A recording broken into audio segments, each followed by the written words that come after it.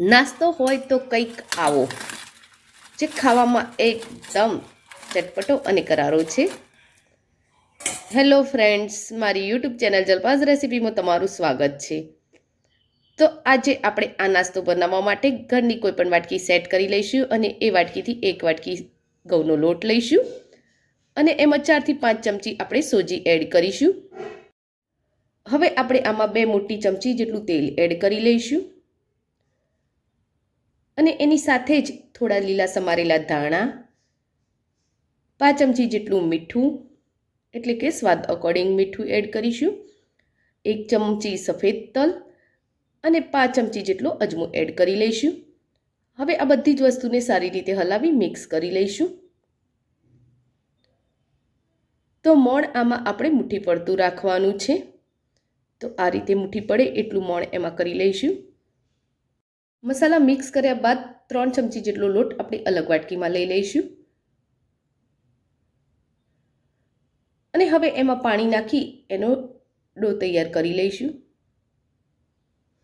તો ફ્રેન્ડ્સ, રેસીપીને આગળ જોઈએ તે પહેલાં એક રિક્વેસ્ટ છે, તમે મારી ચેનલ પર નવા છો અને હજુ સુધી મારી ચેનલને સબસ્ક્રાઈબ નથી કરી તો કરી લો.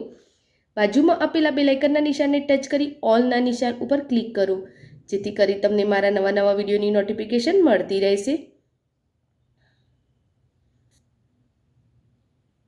તો બસ આ રીતે એનો ડો તૈયાર કરી લઈશું અને હવે એને ઢાંકી થોડી વાર માટે સેટ થવા દઈશું. હવે મેં અહીં 2 નંગ મોટા બટેકા બાફી અને મેશ કરી લીધા છે. તો એમાં 1 ઝીણી સમારેલી ડુંગળી એડ કરીશું, થોડા ઝીણા સમારેલા લીલા ધાણા એડ કરી લઈશું,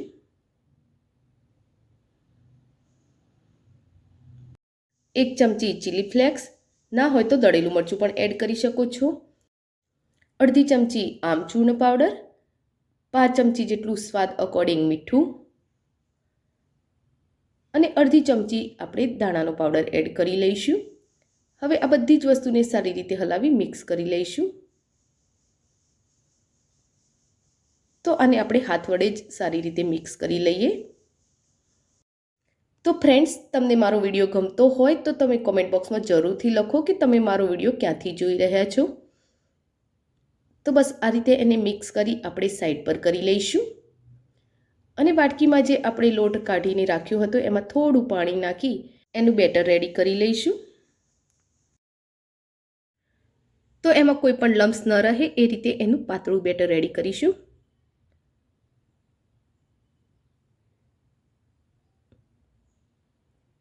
તો બસ બેટર આપણે આવું જ રેડી કરવાનું છે.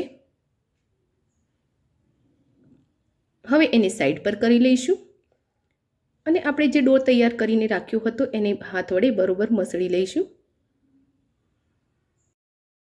એમાંથી એક લુઓ લઈ અને એની મોટી રોટલી વણી લઈશું. તો એના માટે આપણે કોરો લોટ થોડો આ રીતે ભભરાવી લઈશું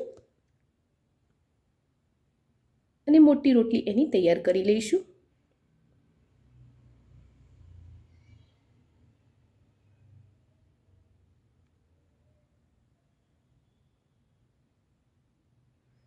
તો બસ આ રીતે મોટી રોટલી તૈયાર કર્યા પછી એમાં વાટકી વડે આ રીતે નાની નાની પૂરીઓ રેડી કરી દઈશું.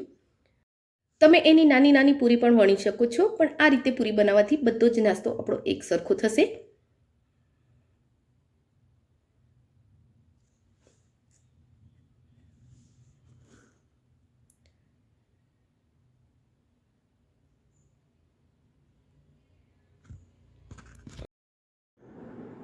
તો બસ બાકી રહેલા ડોમાંથી પણ આપણે આ રીતે પૂરીઓ રેડી કરી લઈશું.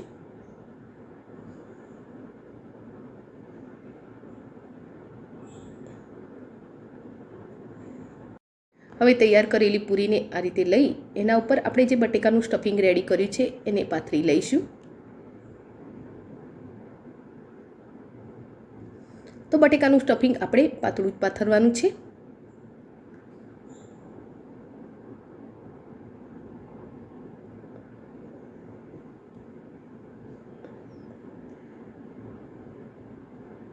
અને હવે એને ફોલ્ડ કરી લઈશું. તો બસ આ રીતે એને ફોલ્ડ કરીશું અને ફરીથી પણ એને આ રીતે 4 વડે ફોલ્ડ કરી લઈશું અને ઉપરની સાઈડેથી હળવા હાથે એને પ્રેસ કરી લઈશું. અને આ રીતે આપણે બધી જ પૂરીઓને રેડી કરી લઈશું.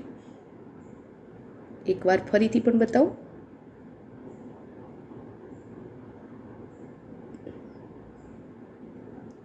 તો બસ આ રીતે આપણે બધા જ પીસ રેડી કરી લઈશું.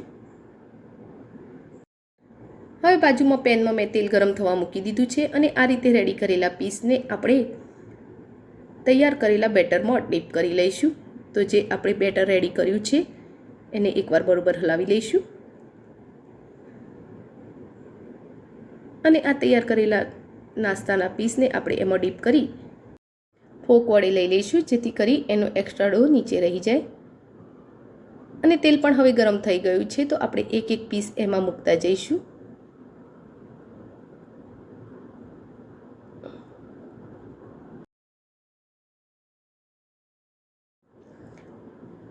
તો પેનમાં એક સાથે સમાય એટલા પીસ આપણે એમાં મૂકી દઈશું અને દરેક પીસ વચ્ચે આપણે થોડીક એવી જગ્યા રાખીશું અને એને થોડીવાર આમ જ ચડવા દઈશું. થોડીવાર પછી આપણે એને પલટાવવાનું છે.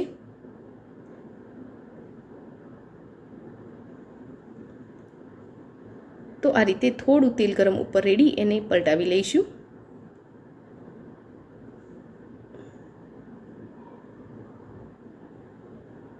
તો આમ એને પલટાવી આપણે બંને બાજુથી સરસ એવો ક્રિસ્પી તૈયાર કરી લેવાનો છે. અને તમે જોઈ શકો છો કે એ સરસ એવો નાસ્તો આપણો ફૂલીને રેડી થઈ રહ્યો છે.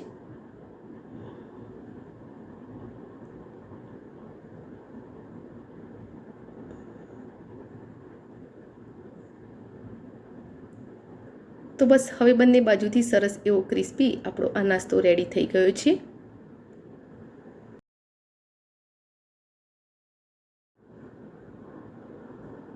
તો ખાવામાં એકદમ ક્રિસ્પી લાગે છે આ નાસ્તો. તો આ રીતે આપણે એના બધા રેડી થયેલા પીસને બહાર કાઢી લઈશું અને એ જ રીતે એની બીજી બેચ પણ આપણે રેડી કરી લઈશું.